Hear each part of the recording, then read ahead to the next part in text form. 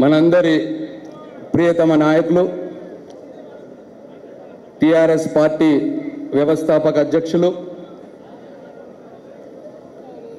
తెలంగాణ రాష్ట్ర ముఖ్యమంత్రి వర్యులు నాకు దైవ సమానులు శ్రీ కేసీఆర్ గారికి, వేదిక మీద ఉన్న పెద్దలందరికీ, టిఆర్ఎస్ పార్టీ 16వ ప్లీనరీకి విచ్చేసినటువంటి నా టిఆర్ఎస్ పార్టీ కుటుంబ సభ్యులందరికీ హృదయపూర్వక నమస్కారాలు తెలియజేసుకుంటా ఉన్నా. మొట్టమొదటగా ఈ రాష్ట్రంలో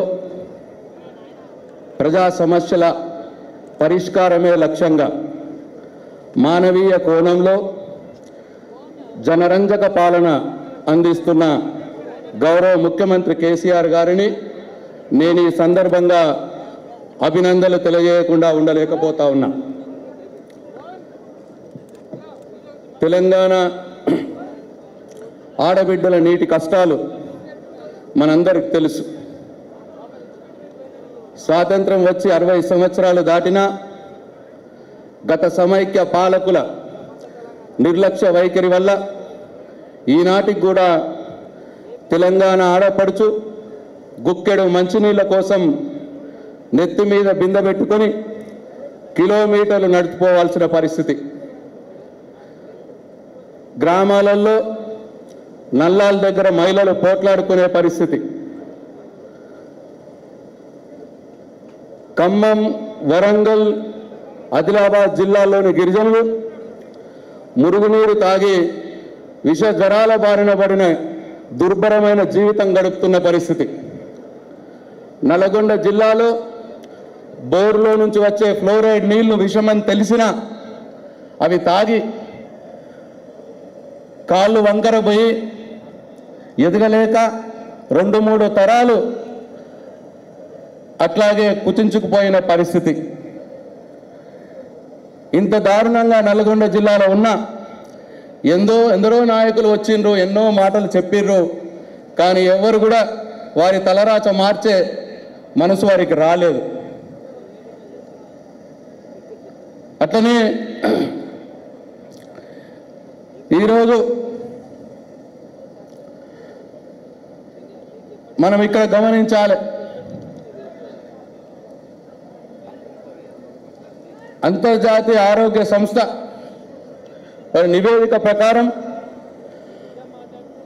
మొత్తం జనాభాలో మనుషులకి 70% జబ్బులు వారికి మంచినీరు దొరకకపోవడం వల్లనే వస్తున్నాయని చెప్పి తెలియజేస్తూ ఉన్నది.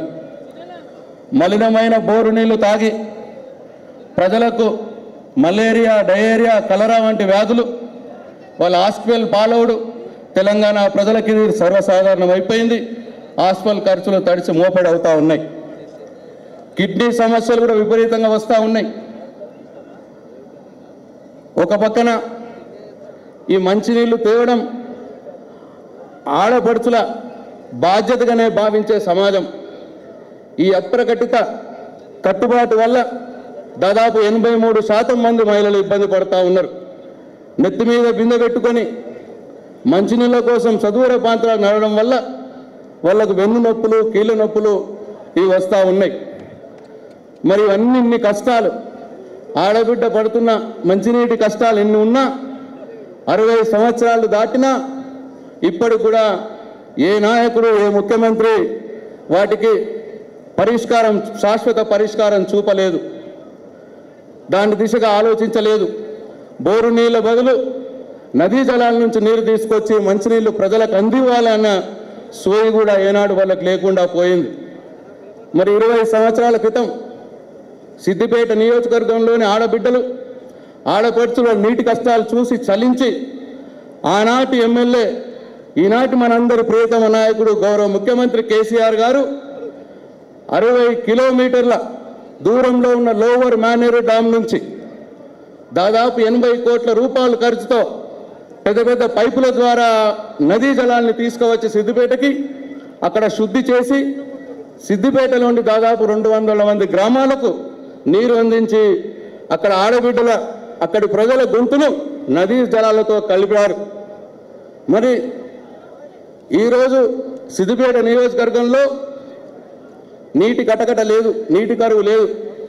అవి ఎండాకాలం కావచ్చు, వానాకాలం కావచ్చు. ఇవాళ అక్కడ బోర్ నీళ్ళు తాగాల్సిన అవసరం లేదు, ఆసుపత్రిలో బారిన పడాల్సిన అవసరం లేదు. అక్కడ సంతోషంగా ఉన్నారు ప్రజలు.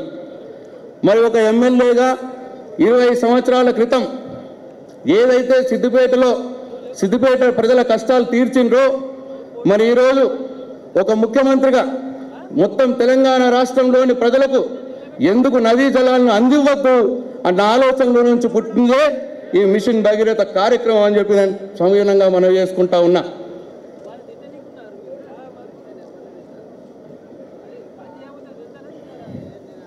వారి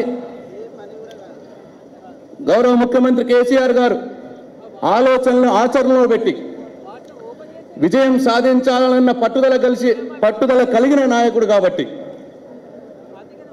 ప్రజల కష్టాలను దూరం చేసేందుకు ఎంత దూరమైనా వెళ్ళడానికి సిద్ధపడే నాయకుడు కాబట్టి, మానవత్వం ఉన్న మహనీయుడు కాబట్టి, మరి వారిని ఎవరు అడగకున్నా తనకు తానే సవాలు విసురుకొని వచ్చే ఎన్నికల్లోపు తెలంగాణలోని 24,000 గ్రామాలకు తెలంగాణ ప్రజలందరి గొంతుని నదీ జలాలను శుద్ధి చేసి నీటితో గొంతు తడపకపోతే నేను ఓట్లు కూడా అడగను అని చెప్పి ప్రకటించిన దమ్మున్న ముఖ్యమంత్రి ఈ దేశ రాజకీయ చరిత్రలో ఎవరైనా ఉన్నారంటే అది మన గౌరవ ముఖ్యమంత్రి కేసీఆర్ గారే అని చెప్పి నేను గర్వంగా చెప్పదలుచుకో ఉన్నా. మరి ప్రకటన చేయగానే ప్రకటన చేసిన వెంటనే కార్యరంగంలోకి దిగి ఆర్డబ్ల్యూఎస్ ఇంజనీర్లతో వందల వేల గంటలు చర్చించి స్వయంగా తాను ప్లానింగ్ చేసి ఎవరు సాహసం చేయని, ఎవరు ఊహించని అతిపెద్ద పథకానికి రూపుదిద్దడం జరిగింది.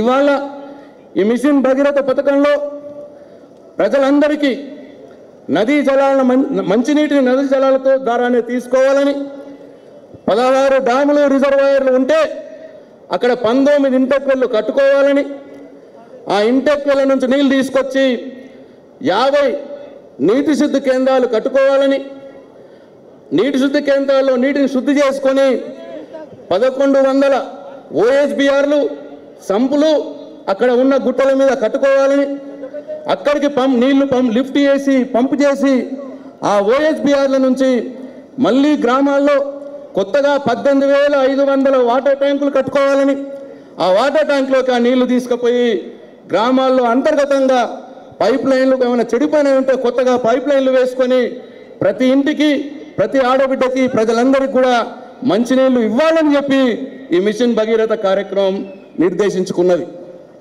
దీంట్లో మెయిన్ పైప్ లైన్లు 4,400 కిలోమీటర్లు పొడవు, అట్లనే సబ్ పైప్ లైన్లు 46,000 కిలోమీటర్ల పొడవు, దాదాపు 50,000 కిలోమీటర్లు పెద్ద పెద్ద పైపుల ద్వారా నదీ జలాల నుంచి నీళ్ళు తీసుకురావాలని చెప్పి సంకల్పాలు తీసుకోవడం జరిగింది. మరి నిజంగానే గౌరవ ముఖ్యమంత్రి గారు ప్రకటించినప్పుడు 4 సంవత్సరాల్లో పూర్తి చేస్తామని ప్రకటించినప్పుడు నేను వైస్ చైర్మన్ కాదు మిషన్ భగీరథకి, నాకు ఆ విశ్వాసం లేకుండే. కానీ నేను వైస్ చైర్మన్ అయిన తర్వాత దాని లోతుల్లోకి వెళ్ళి చూస్తే గౌరవ ముఖ్యమంత్రి కేసీఆర్ గారు దూరదృష్టితో చేసిన ప్లానింగ్, వారు స్వయంగా కూర్చొని తీసుకున్న నిర్ణయాలు, ఆ నిర్ణయాలకు అనుగుణంగా గౌరవ మంత్రివర్యులు కేటీఆర్ గారి కార్యాచరణ, వారు పనులు మొదలుపెట్టిన తీరు, ఆ పద్ధతి అవన్నీ చూసి తర్వాత మా ఆర్డబ్ల్యూఎస్ మా మిషన్ భగీరథ ఇంజనీర్ల కృషి, అట్లనే వర్కింగ్ ఏజెన్సీల సహకారం ఇవన్నీ చూసిన తర్వాత తప్పకుండా గౌరవ ముఖ్యమంత్రి గారు ఏదైతే చెప్పిర్రో అక్షరాలు జరిగి తీరుతుందన్న విశ్వాసం నాకు వచ్చిందని చెప్పి ఈ సందర్భంగా మనం చేస్తా ఉన్నా.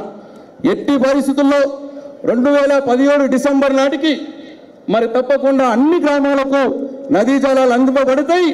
మలిన బోరు నీళ్ల బదులు నదీ జలాలు ప్రతి గ్రామాలకు అందివ్వబడతాయని చెప్పి ఈ సభకు గౌరవ ముఖ్యమంత్రి గారి నిరంతర పర్యవేక్షణ వల్ల తప్పకుండా అది చేయగలుగుతామని చెప్పి ఈ సందర్భంగా మనం చేస్తా ఉన్నా. మరి ఇప్పటికే అందులో భాగంగా మొత్తం 19 ఇంటేక్వెళ్ళు దాదాపుగా పూర్తి కావచ్చినాయి. 50 ఇంటేక్వెళ్ళల్లో సగం పూర్తయినాయి, సగం ఆగస్టు నెలకు పూర్తి కావస్తున్నాయి. అట్లనే 50,000 కిలోమీటర్ల పైప్ లైన్లో 30,000 కిలోమీటర్ల పని పూర్తయిపోయింది. ఇంకొక 20,000 కిలోమీటర్ల పని ఆగస్టులోపు పూర్తి అవుతాయి. అట్లనే 11,000 ఓఎస్బీఆర్ల పని కూడా సగం పూర్తయినాయి, అవి కూడా ఆగస్టులో పూర్తవుతాయి. కాబట్టి అనుకున్న సమయానికంటే ఒక సంవత్సరం మొదలే అన్ని గ్రామాలకు నదీ జలాలు గౌరవ ముఖ్యమంత్రి గారి నాయకత్వంలో అందేయటానికి ప్రభుత్వం సిద్ధంగా ఉన్నది అని చెప్పి ఈ సందర్భంగా మనం చేస్తూ ఉన్నాం. అట్లాగే మరి గజ్వేల్లో ఆల్రెడీ గజ్వేల్ నియోజకవర్గంలో మరి అన్ని గ్రామాలకు ఇంటింటికి నల్లబెట్టి నీళ్ళు ఇవ్వడం జరిగింది. అక్కడ ప్రజలు చాలా సంతోషంగా నదీ జలాలను నీళ్లు తాగుతూ ఉన్నారు.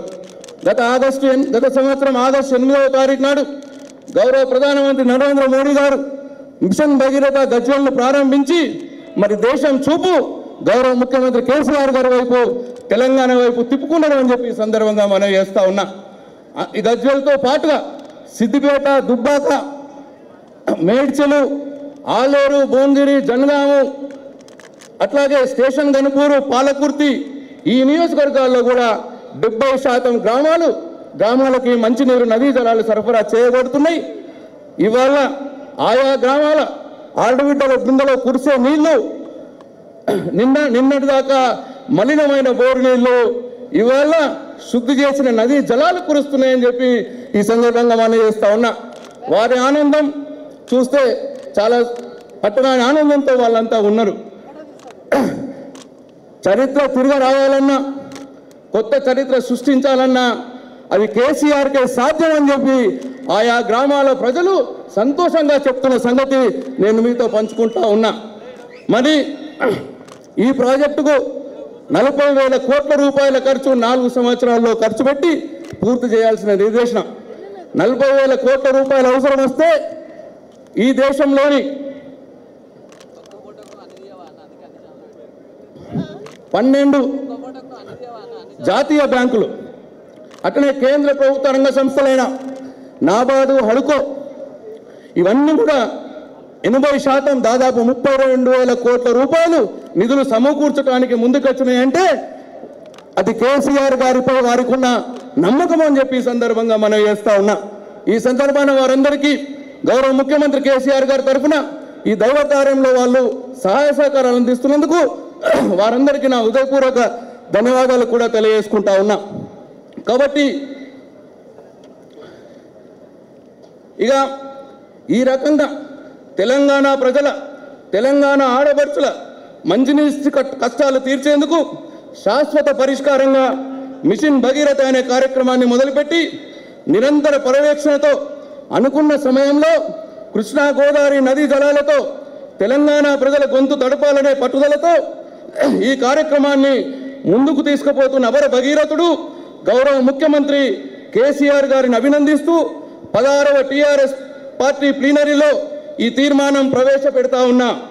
మీ అందరి కరతాల ధ్వనులతో ఈ తీర్మానాన్ని ఆమోదించాలని కోరుతూ సెలవు తీసుకుంటున్నా. జై తెలంగాణ, జై కేసీఆర్.